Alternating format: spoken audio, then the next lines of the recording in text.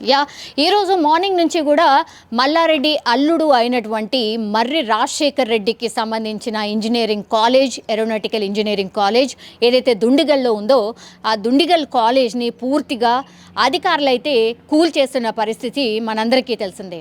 అక్కడ ఒకటే చెప్తున్నారు, ఇది పూర్తిగా చెరువుకు సంబంధించిన భూమి కాబట్టే మేము ఆల్రెడీ ఒక 1 వీక్ బ్యాక్ అండ్ నోటీస్ ఇచ్చాం.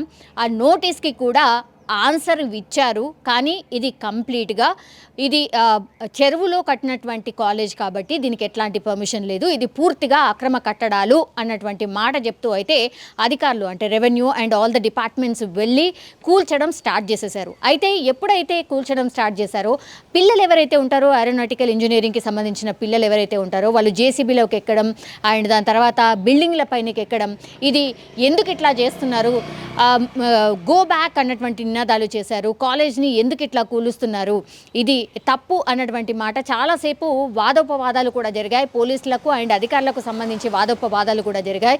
వాళ్ళు ఒకటే చెప్పారు, అధికారులు అక్కడ వెళ్ళినటువంటి వాళ్ళ పిల్లలకి వాళ్ళు ఒకటే చెప్పారు, ఇది మీకు సంబంధించిన విషయం కాదమ్మా, మీ భవిష్యత్తుకు ఎట్లాంటి ఢోకా ఉండదు, కానీ ఇది కంప్లీట్లీ చెరువులో కట్టినటువంటి కాలేజ్ కాబట్టి మేము చర్యలు తీసుకుంటున్నాం, ఇది అక్రమంగా కట్టినటువంటి కాలేజ్, సో కాబట్టి మేము కూల్చే ప్రయత్నం చేస్తున్నాం, మీరు ఇందులో దయచేసి ఇన్వాల్వ్ కాకండి, మీరు వెళ్ళిపోండి అన్నటువంటి మాట చెప్పారు. బట్ అయినా సరే 2 గంటల పాటు ఒక రకంగా ఉద్రిక్త వాతావరణం అండ్ గలాటా లాగా సిచ్యువేషన్ అయితే అక్కడ క్రియేట్ అయింది.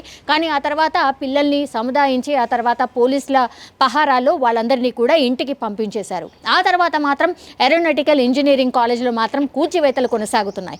అయితే ఇది ఒకవైపు జరుగుతుండగానే మల్లారెడ్డి అండ్ మర్రి రాజశేఖర్ రెడ్డి ఎవరైతే ఉన్నారో వీళ్ళిద్దరు కూడా హుటాహుట్న వేం నరేందర్ రెడ్డి, ప్రభుత్వ సలహాదారు కాంగ్రెస్ పార్టీకి సంబంధించి వేం నరేందర్ రెడ్డి, ఈయన వేం నరేందర్ రెడ్డి అని మనకు చెప్పగానే ఒకటి గుర్తొస్తుంది, సీఎం రేవంత్ రెడ్డికి అత్యంత ఆప్తుడు అండ్ రైట్ హ్యాండ్ అని కూడా చెప్తూ ఉంటారు.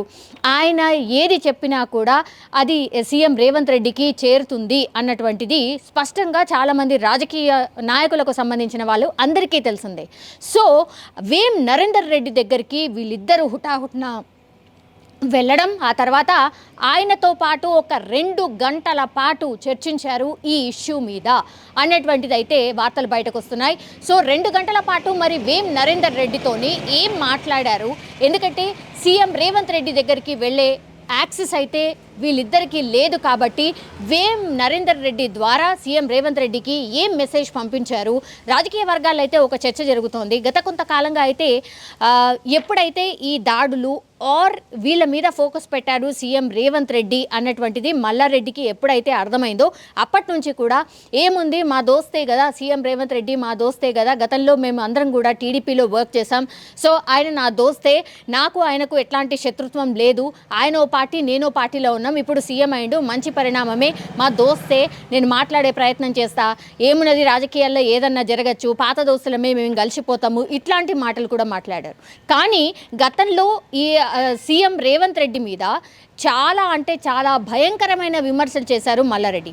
అది ఏంటి అంటే ఆయన ఇప్పుడు ఏవైతే కూల్చివేతలు జరుగుతున్నాయో ఇది కూడా కనెక్ట్ చేస్తూ అంటే మనం చెప్పాల్సిన సిచ్యువేషన్ వచ్చింది. ఎందుకంటే ఈ అక్రమ కట్టడాలు ఏవైతే ఇప్పుడు కూల్చివేతలు అన్నటువంటి మాట అధికారులు ఎవరైతే చెప్తున్నారో ఈ పూర్తి ఇన్ఫర్మేషన్ కూడా గతంలో బీఆర్ఎస్ సర్కార్ ఉన్నప్పుడు చాలా టైమ్స్ మల్కాజ్గిరి ఎంపీగా ఉన్నటువంటి రేవంత్ రెడ్డి ఆయన స్పష్టంగా గవర్నమెంట్కి సంబంధించిన రిప్రజెంటేటివ్స్ని, డీజీపీని అండ్ కన్సర్న్ ఆఫీసర్స్ని కలిసి చాలా టైమ్స్ చెప్పే ప్రయత్నం చేశారు. మీడియా సమావేశంలో కూడా చాలా గట్టిగా చెప్పే ప్రయత్నం చేశారు.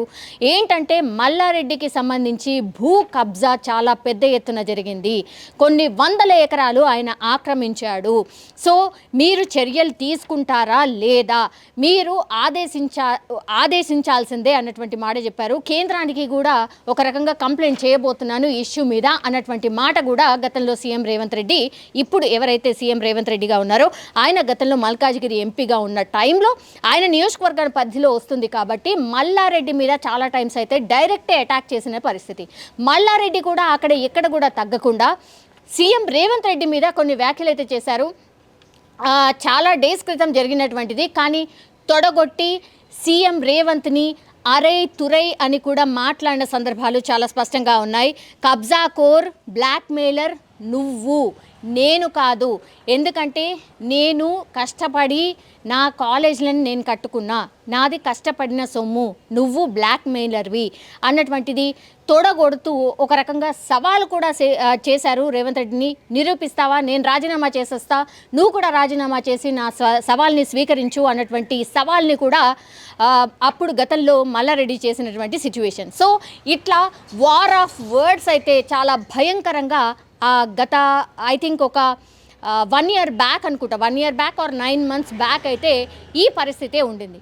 సో ఇప్పుడు ఇవన్నీ కూడా గతంలో ఏవైతే సీఎం రేవంత్ రెడ్డి స్పష్టంగా కంప్లైంట్ రూపంలో చాలా టైమ్స్ మీడియా ముఖంగా మాట్లాడారో దానికి సంబంధించిన పూర్తి లిస్ట్ ఆధారాలతో సహా ఆయన దగ్గర ఉంది. కాబట్టే మల్లారెడ్డికి సంబంధించిన కాలేజెస్ అండ్ భూ కబ్జా అండ్ అక్రమ కట్టడాలు వీటన్నిటిని లిస్ట్ వైజ్గా తీసి దానికి తగ్గట్టుగానే చర్యలు తీసుకున్నట్టుగా మనకైతే స్పష్టంగా అర్థమవుతోంది. అందులో భాగంగానే వేం నరేందర్ రెడ్డిని వెళ్ళి కలిసినప్పటికీ కూడా అక్కడ కూడా ఏ పాజిటివ్ కూడా వాళ్ళ దగ్గర నుంచి రానట్టుంది.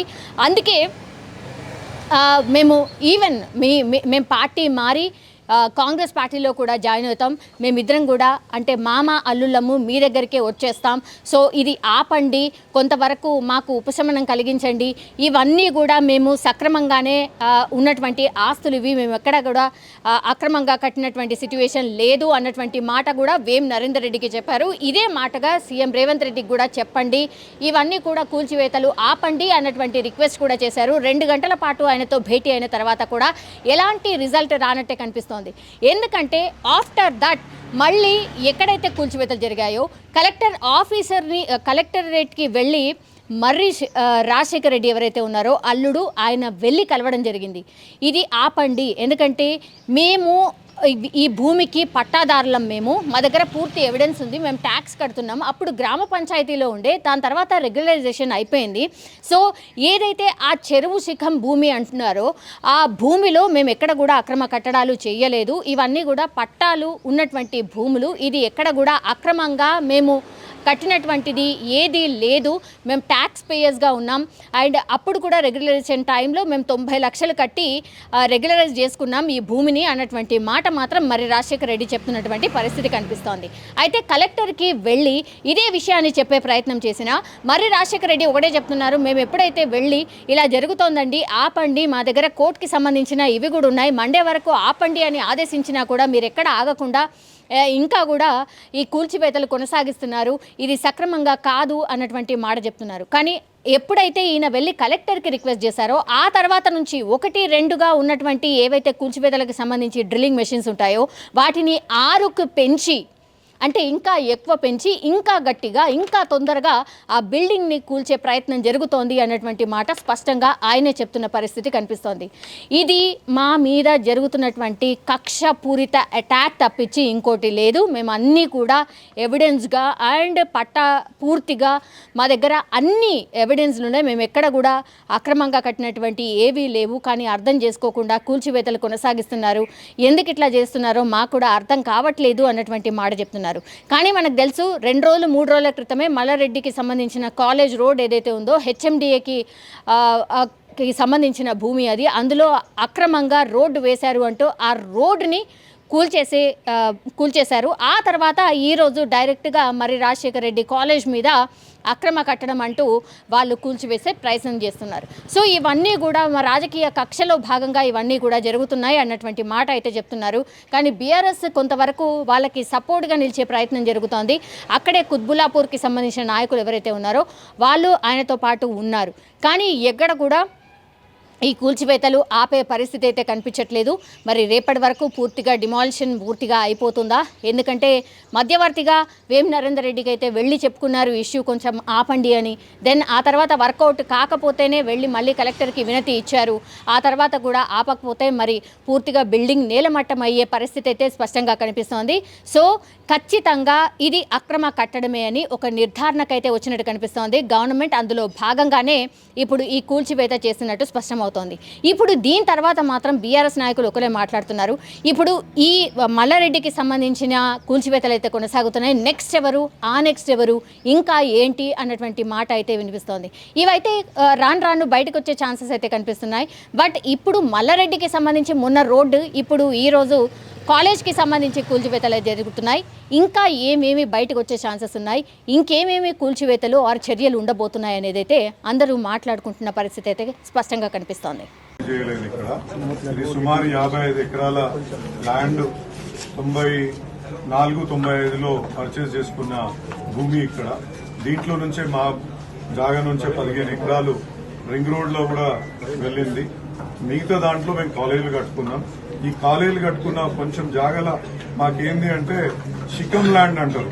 ఏదైతే ఎఫ్టీఎల్ ట్యాంక్ ఫుల్ అయినప్పుడు మా పట్టా భూములకు కూడా నీళ్ళు వచ్చేదాన్ని షికమ్ ల్యాండ్ అంటారు. అవి మేము మొత్తం కూడా పార్కింగ్ కి దానికి వినియోగించుకుంటున్నాం. మా బిల్డింగ్లు కూడా ఎఫ్టీఎల్ పరిధిలో రావు. అటువంటి బిల్డింగ్స్ పైన ఇవాళ ఈ రకంగా చర్యలు తీసుకోవడం జరిగింది. ఇది గత ఇంతకుముందు ఎమ్మెల్యే గారు చెప్పినట్టు 25-26 సంవత్సరాల నుంచి ఈ యొక్క కాలేజ్ ఎస్టాబ్లిష్మెంట్ అయింది. అప్పటి నుంచి ఇప్పటి వరకు కూడా ఒక కలెక్టర్ గాని, ఒక మున్సిపల్ అధికారి గాని ఒక్క నోటీస్ కూడా ఇవ్వలేదు. ఇవి రెగ్యులరైజేషన్ అంటే అప్పుడు మున్సిపల్ పరిధిలో ఉన్న మున్సిపాలిటీ గ్రామ పంచాయతీ పరిధిలో ఉన్నప్పుడు గ్రామ పంచాయతీ పర్మిషన్లు తీసుకున్నాం. ఆర్డీఓ గారు కూడా ఇక్కడ కట్టుకోవచ్చు అని ఆయన సర్టిఫై చేసింది ఉంది. తర్వాత ఇవన్నీ కాదు, హెచ్ఎండిలో జాయిన్ అయింది కాబట్టి ఈ ఏరియా మొత్తం దీన్ని రెగ్యులరైజ్ చేసుకోవాల్సిందిగా వాళ్ళు సూచించినప్పుడు 2015లోనే రెగ్యులరైజేషన్ కోసం సుమారు 90 లక్షల రూపాయలు కూడా ఈ యొక్క సంస్థ ద్వారా కట్టినాం. అది సుప్రీంకోర్టులో కూడా ఆగి ఉంది, ప్రిజుడైజ్ ఉంది.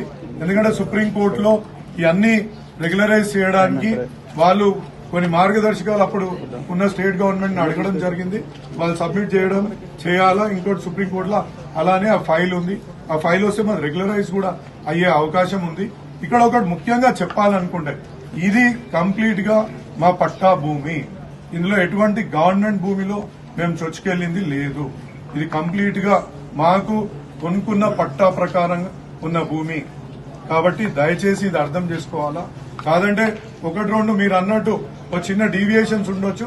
దాన్ని కూడా మేము రెగ్యులరైజేషన్ కోసం అప్పుడే ఫీజు కట్టి కూడా పెట్టినాం. కాబట్టి ఇది సుప్రీంకోర్టులో అలాగే ఉంది. సుప్రీంకోర్టు క్లియరెన్స్ ఇస్తే వస్తుంది. ఇంకా ముఖ్యంగా ఇవాళ ఒకటి నోటీస్ ఇచ్చిండ్రు ఒక వారం కింద. ఏమని, మీ బిల్డింగ్స్ ఇదే మీరు చెప్పినట్టు ఇట్లా చెరువులో ఉన్నాయి, అక్కడ ఉన్నాయి, ఇక్కడ ఉన్నాయి, కాబట్టి మీరు ఏమంటారు దీనికోసం అంటే దానికి ఆ నోటీస్ సమాధానం కూడా ఇచ్చినాం. కనీసం మాకు ఒక టైం ఇవ్వకుండా, ఏ రకమైన టైం ఇవ్వకుండా షోకాస్ నోటీస్ ఇచ్చి పలానా 15 రోజులలో మేము కూలగొడతాం, ఏదైతే సుప్రీంకోర్టు మార్గదర్శకాల ప్రకారంగా కూడా 15 రోజుల టైం ఇవ్వాలా అనేది కూడా పక్కకు పెట్టి ఇమీడియట్లీ కూలగొట్టడానికి పూనుకున్నాం. ఇప్పుడు మేము కలెక్టర్ గారి దగ్గరికి వెళ్ళాం. ఒక మాట కలెక్టర్ గారిని రిక్వెస్ట్ చేసుకోవడానికి మాకు అవకాశం ఇవ్వండి, కొంచెం టైం, మేము కోర్టు ద్వారా మీకు సమాధానం చెప్తామంటే అడిషనల్ గా 4 జేసీబీలను ఇంకెక్కువ పంపించి ఎక్కువ పోలీస్ ఫోర్స్ ని పిలిపించి ఆ రూఫులు కొట్టే యంత్రాలను కూడా వాటిని ఏమంటారు డ్రిల్లింగ్ మిషన్స్ ని కూడా అడిషనల్ గా ముందు పొద్దున ఒకటి ఉంటే ఇప్పుడు 4 డ్రిల్లింగ్ యంత్రాలు కూడా తెప్పించి మరీ కొట్టిస్తున్నారు. అది కూడా జడ్జి గారు ఇవాళ ఆదేశించారు కూడా. మీరు మండేకి ఇది నేను పోస్ట్ చేస్తున్నా, అప్పటి వరకు ఆగండి అని స్టాండింగ్ కౌన్సిల్ కూడా వాళ్ళు ఆదేశాలు ఇచ్చినాక కూడా వాళ్ళు ఈ విధమైన చర్యలు తీసుకుంటున్నారంటే ఎంత కక్ష కట్టి ముందుకు పోతుండ్రో మీరు దయచేసి అర్థం చేసుకోవాలా. ఇవాళ 26 సంవత్సరాల నుంచి లేనిది ఇవాళ కొత్తగా తీసుకొస్తుందంటే దీని వెనుక ఏం ఉద్దేశం ఉంటుందో దయచేసి మీరు ఒక మీడియా మిత్రులుగా మీరు అర్థం చేసుకోవాలా. మీరు పదే దాన్ని మీరు ఇక్కడ ఏదో డీవియేషన్ ఉంది, ఇల్లీగల్ గా కట్టినాం, ల్యాండ్ మాదే, బిల్డింగ్లు కట్టినాం, దానికి ట్యాక్సులు ప్రతి సంవత్సరం ఒక 13 లక్షలు ఇక్కడ లోకల్ ట్యాక్సులు గత 10-15 ఏళ్ల నుంచి ఆ యొక్క ట్యాక్సులు కట్టుకుంటూ వస్తున్నాం. ఎప్పటి నుంచి అయితే ఈ బిల్డింగ్లు కట్టినామో అప్పటి నుంచి కొంచెం మొత్తం ఇవాళ 13-14 లక్షలు ట్యాక్స్ కూడా దీన్ని కట్టడం జరుగుతుంది. ఇవాళ గిట్ల బిల్డింగ్లు కూడా ఒక్కటి కూడా ఇక్కడ లేవు. కాబట్టి ఇది గమనించుకోవాలా.